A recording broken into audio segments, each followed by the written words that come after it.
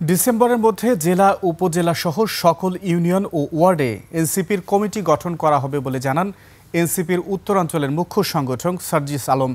সকালে কিশোরগঞ্জ জেলা শিল্পকলা একাডেমিতে সংগঠনের জেলা ও উপজেলার সমন্বয় সভা শেষে সাংবাদিকদের এসব কথা বলেন তিনি। এ সময় তিনি আরও বলেন, আগামীর বাংলাদেশে আওয়ামী লীগ ও ভারতীয় আধিপত্যবাদ প্রশ্নে বিএনপি এবং জামায়াত এককভাবে বাংলাদেশের নেতৃত্ব দিতে পারবে না।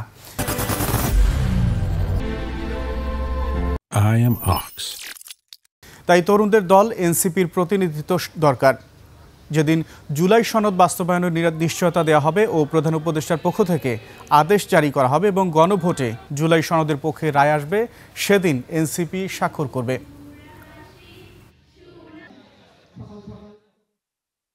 কোন রাজনৈতিক দল যদি তাদের জায়গা থেকে জুলাই সনদের প্রত্যেকটি সংস্কার বাস্তবায়নের প্রতি কমিটেড থাকে, বিচারিক প্রক্রিয়াকে ধারাবাহিকভাবে এগিয়ে নিয়ে সম্পন্ন করার প্রতি কমিটেড থাকে, ভারতীয় আধিপত্যবাদের বিরুদ্ধে কমিটেড থাকে, আওয়ামী লীগ জাতীয় পার্টি সহ ফ্যাসিস্টদের দোসরদের বিরুদ্ধে লড়াইয়ের জন্য কমিটেড থাকে, তাহলে এই নির্বাচনে ওই কমিটমেন্টের ভিত্তিতে তাদের সাথে অ্যালায়েন্স হতে পারে।